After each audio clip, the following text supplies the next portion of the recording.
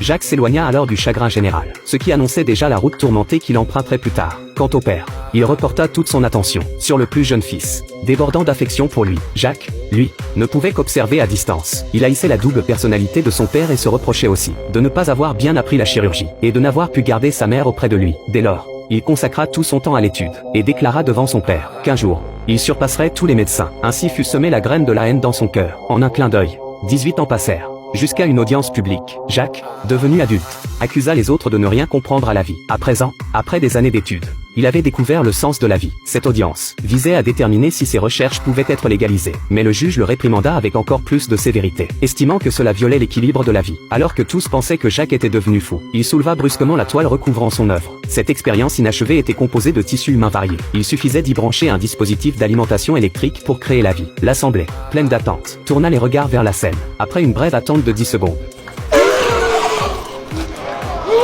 l'expérience prit réellement vie. Son exposé stupéfia tous les spectateurs. Mais le juge, au nom de la loi, resta dédaigneux, affirmant que l'expérience de Jacques violait les principes fondamentaux. Au milieu des cris d'opposition, le débat devint incontrôlable, et la querelle envahit toute la salle. Personne ne remarqua alors, au premier rang, un riche homme d'affaires observant la scène avec attention. Lorsque l'audience prit fin dans le tumulte, cet homme d'affaires s'empressa de rejoindre Jacques. Il lui tendit une photo. Sur la photo figurait le frère cadet de Jacques et une jeune fille. L'homme d'affaires était en réalité l'oncle de la petite amie du frère. Mais plus que ce lien familial, il admirait la maîtrise chirurgicale de Jacques. C'est ainsi qu'un cauchemar commença.